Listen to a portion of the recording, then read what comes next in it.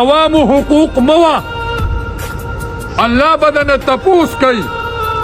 اے بندہ دا دی مسلمان حق دی ولی والے دی یا بدا خدای پا دربار کی سپیش کے اللہ تبسوے زامن اولون دی نو دا لور حق پا زوی موا کت زر کالا سجدو لگے پینز گزا تسبیح پیدا کے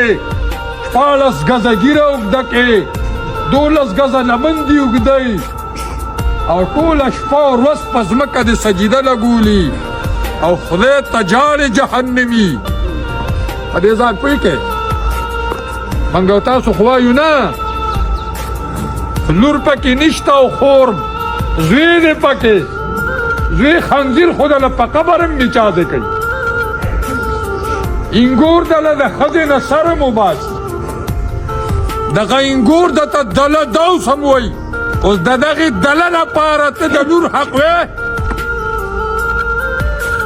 د دغې بېغیرته بچي لپاره د لور حق وې ظالمه